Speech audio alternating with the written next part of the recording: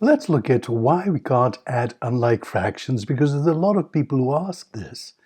So we'll go back to early addition concepts like 4 apples and 3 apples.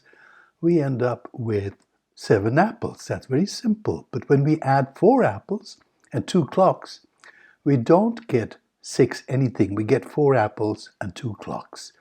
So this is something that we cannot add and produce 6 items. Maybe 6 items is what we can call it.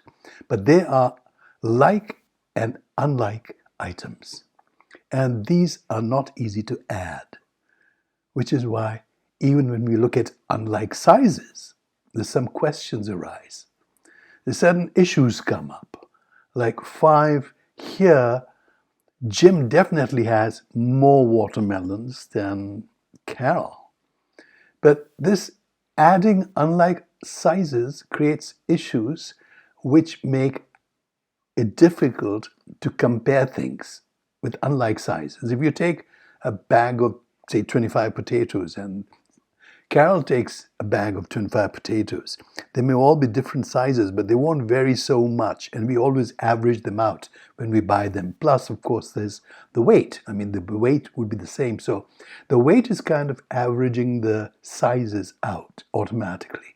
So we can do it in these kind of situations, but the variations in sizes are very small. But if we add individual different sizes, that causes complications because we can't compare numbers if there are 5 mountains and 4 tiny hills.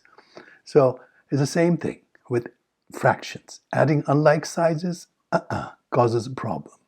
So that's one issue. The other issue is naming fractions. Why are they called fifths and why not just 5? Which is why a lot of people think that, well, 4 out of 10 and 5 out of 10 should be 9 out of 20. And these kind of misconceptions remain for a long, long time, for generations, as we've seen. So let's look at the concept of naming fractions. And interestingly, the concept of naming fractions is, in a sense, it defines what fractions are. So let's take a bar of chocolate, split it into two equal parts, first and second.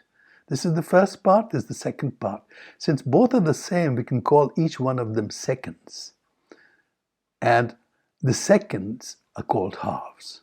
So this is how we name the fraction. So this is 1 second. Bear with me. We'll look at the pattern first. We break it into 3 equal parts. Each one of them is the same. So first, second, and third are all equal, which means they're all thirds. So it's based on the last ordinal number. So these are each called thirds. Again, this is the name of this part. And same thing with the 4 equal parts. There are fourths. First, second, third, fourth. So, and this is first, second, third, fourth, fifth. So these are the names of each part. Second, third, well, we don't call it second, we call it half. It's a bit of an exception here, but otherwise it's just third, fourth, and fifth. So if we look at how we count how many we take, we took 1/2 here, we took 2/3 here, we took, say, let's take 2 more, so that's 3/4, and let's take 3 more, that's altogether 4/5. So how many is represented by the number on top? It represents the quantity that we've selected. So it's very interesting how many and what, the item, its name is written below. So in English, we write 3 books plus 2 books equals 5 books in a straight line, but in fractions, we write it this way. It's the name of the item is written below the number, and this is the quantity. So 3/5, 2/5 equals 5/5. Or, if you write it in numbers, that's what it is. Of course, we remove the ordinal sound, fifth. We just write 5 because it also represents the number of small parts that we break it into. So it's kind of an ambiguous. At the same time, the 2 items, 2 ideas contained in it. So if we remove the NDs and the ordinal sounds, we have the numerator and the denominator. Officially, that's the representation of a fraction. And in Latin, numerator, all it means is numbers, really.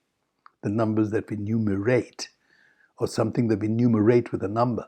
That's the amount that we are taking. And denominator is the fraction, is the portion of the fraction that names or defines the entire whole. And that's basically what defines what a fraction is.